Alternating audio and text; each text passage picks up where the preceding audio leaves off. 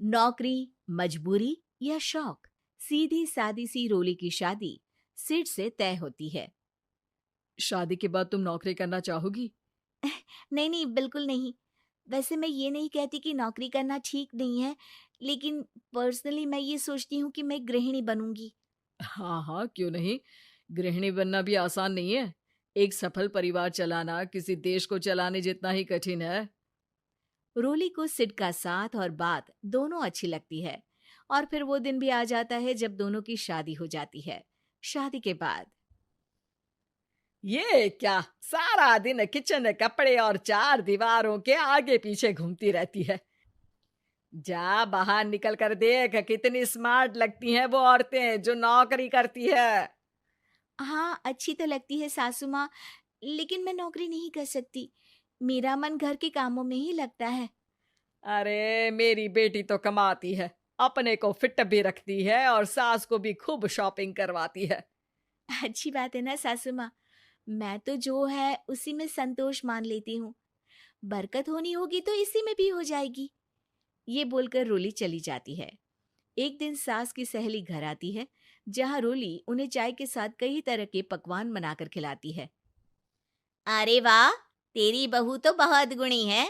कितना सब बनाकर ले आई। मेरी वाली तो ऑफिस से आकर दो रोटी ही सेक दे तो समझो एहसान कर दिया। अरे ऐसा ना बोल। तेरे घर में दो कार, चार मंजिला मकान, और तेरे लिए जो वो अपने पैसे से साड़ी लाती है वो भी तो कितनी कीमती होती है। अरे मेरी वाली तो बस सारा दिन इन्हीं दो कमरों को ताजमहल बनाने में लगी रहती है। सहेली चली जाती है। कुछ समय बाद रोली को एक सुंदर सी बेटी होती है। अरे क्या सारा दिन उस बच्चे में लगी रहती है। माँ, मुझे ना एक मिनट भी छोड़ने का मन नहीं करता। देखिए ना, कितनी प्यारी है। मैं ना इस हर पल को एंजॉय करना चाहती हूँ। अरे हाँ हाँ, हमने भी बच्चे पाले हैं। हम भी जानते हैं कि कितने प्यारे होते हैं, और अपने बच्चे को बढ़ता हुआ देखना कितना अच्छा लगता है। लेकिन एक दिन अचानक और रोली, एक बहुत बड़ी घटना हो गई। एक शॉर्ट सर्किट से पूरी दुकान जल गई।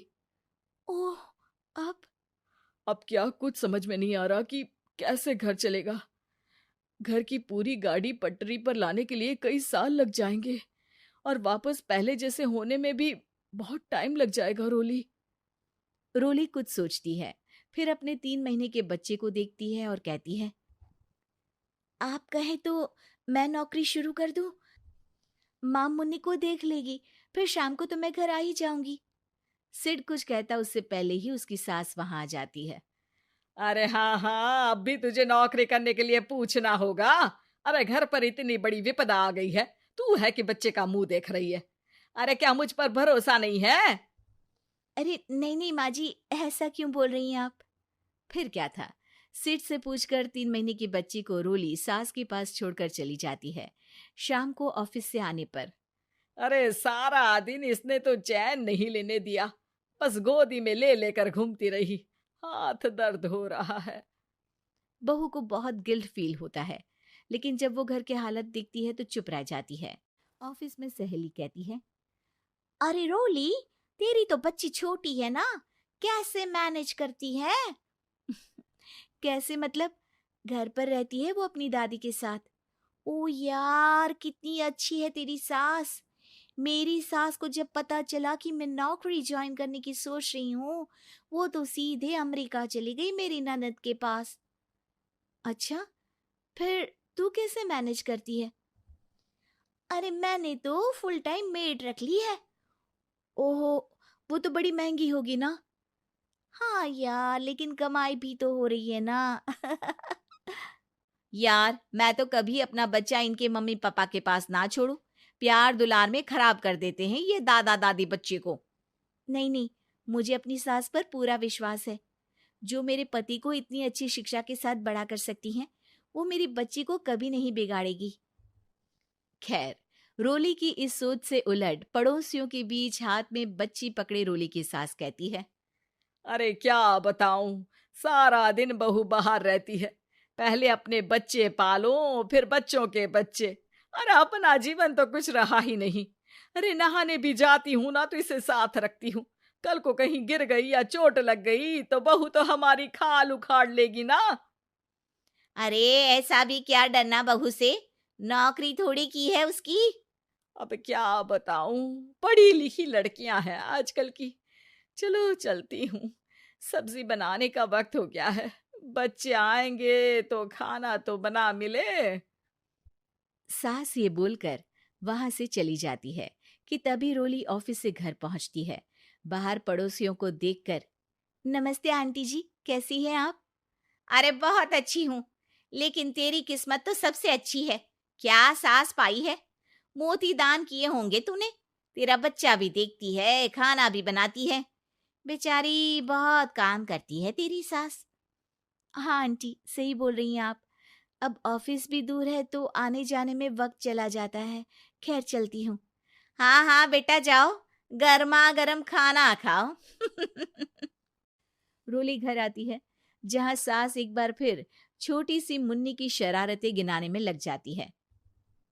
अरे आज तो इसकी वजह से मुझे 2 बार कपड़े बदलने पड़े। बार बार पानी गिरा दे रही थी। दोपहर में थोड़ा सोचा कि आराम कर लूं तो दूध के लिए रोने लगी। हाय, मैं तो परेशान ही हो गई।